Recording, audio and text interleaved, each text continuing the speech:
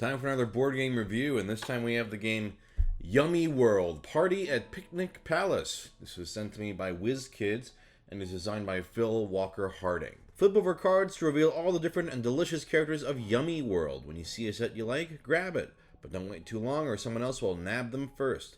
Collect sets of the same character to score big points. The rarer the card, the more you will score as you collect more of them. Let me show you how to play. Alright, so in Party at Picnic Palace, you're trying to collect sets of the same character to score points. And after 3 rounds, you add up your score and see who is the winner. Depending on the number of players, there are 3 rows of a set number of cards, and you also get invitation cards. In most games, you get about three of these. The first 2 cards in each row are flipped up, and you have you have 3 rows in a 4-player game. That's going to be 12 cards long.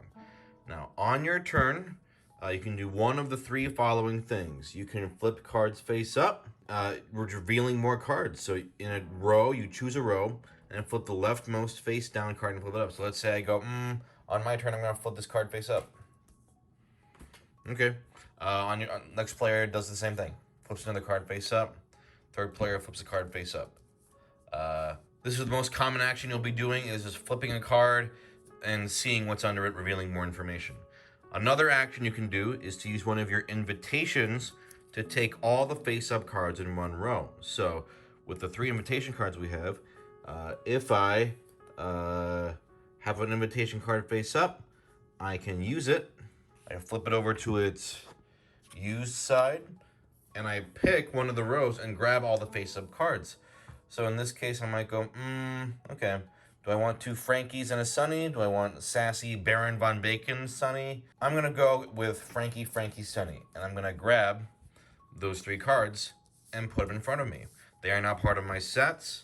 However, I have now used one of my invitations. You can only do this up to 3 times during a round. Once you run out of invitations, you can no longer pick up cards.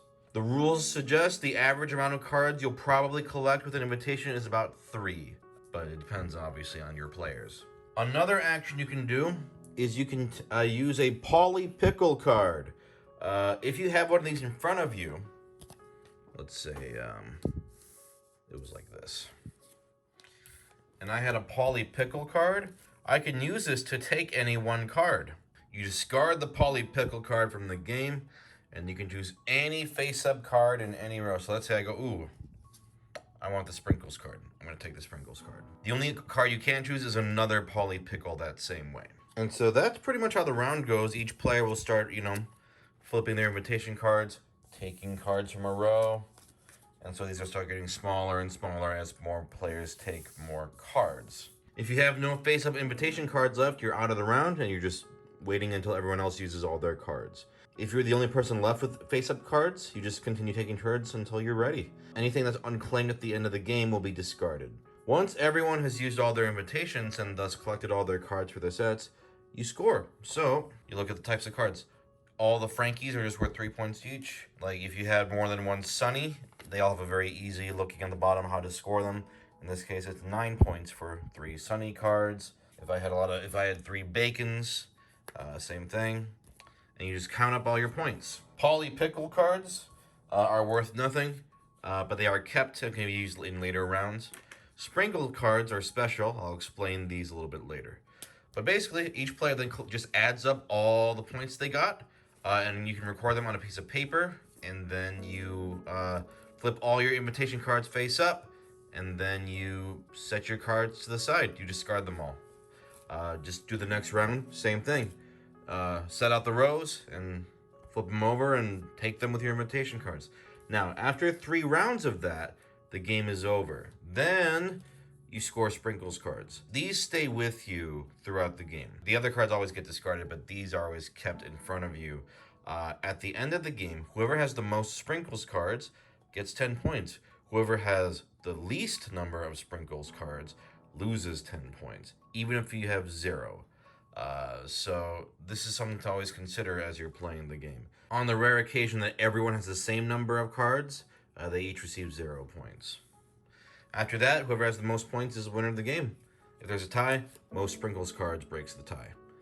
But that's it. Flip cards, grab them at the right moment, with your invitation cards, try to get points. That's the game. So I had no idea what Yummy World was before playing this game, but I mean, for a tie-in game with cutesy food plushes, this is a pretty decent game, actually. The set collecting is nothing new. You can just collect same cards for more points. We've seen that in many games.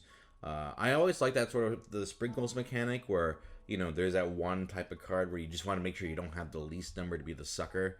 That's always like a fun little twist on things. So it's not just simple grab lots of cards.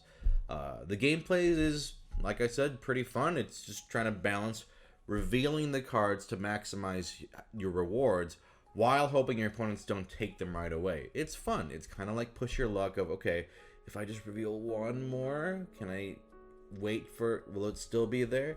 Sometimes you can try to lure opponents to use their invitations by revealing specific cards in rows.